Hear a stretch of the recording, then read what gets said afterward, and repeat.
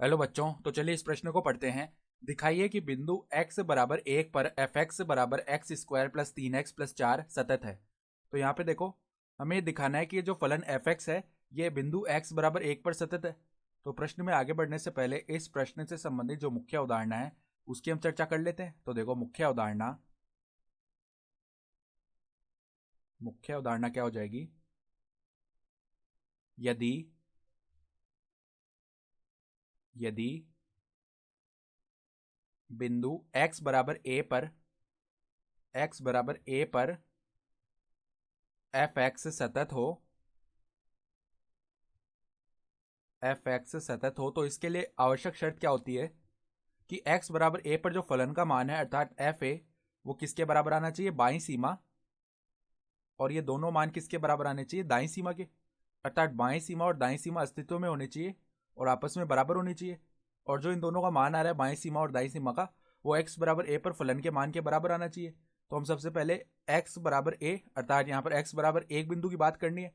तो x बराबर एक बिंदु पर फलन का मान ज्ञात कर लेते हैं। तो देखो, यहाँ सर्वप्रथम अगर हम एफ एक ज्ञात करें तो वो क्या आ जाएगा, देखो एक रख देते हैं यहाँ पर x के स्थान पर। तो एक का वर्ग प्लस में 3 गुणा में 1 प्लस में 4।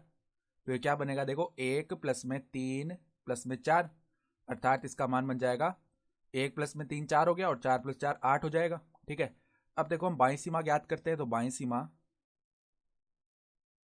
बराबर में क्या आएगा, लिमिट एक्स अग्रसित होगा।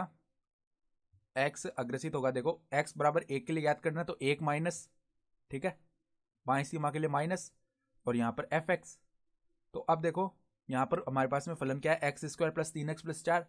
तो एक माइनस की बात करें तो हम यहाँ पर x के स्थान पर एक माइनस एच प्रतिस्थापित कर देते हैं और h को जीरो की ओर अग्रसित करवा देते हैं। तो लिमिट h अग्रसित होगा जीरो की ओर, f एक माइनस एच। ठीक है, तो अब एक माइनस एच रख देते हैं फलन में, अर्थात लिमिट h अग्रसित होगा जीरो की ओर और एक माइनस एच का वर्ग प्लस में 3 गुणा में एक माइनस एच प्लस में 4।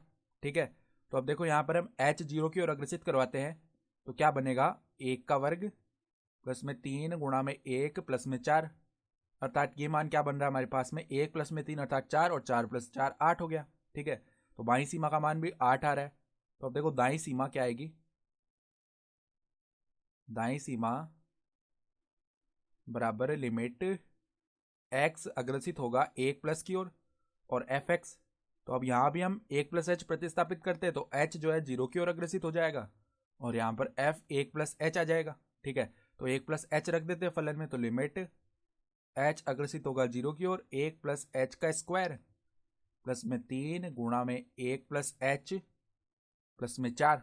ठीक है, तो अब यहाँ पर h जैसे ही जीरो की ओर अग्रसित करवाएंगे तो यहाँ पर h जीरो रखते हैं, तो एक का स्क्वायर प्लस में 3 गुणा में एक प्लस में 4 ये बन जाएगा, अर्थात ये भी कितना आ गया, 8 आ गया। तो स्पष्टतः हम क्या देख सकते हैं, स्पष्टतः एफ एक का जो मान है वो किसके बराबर है, बाईं सीमा।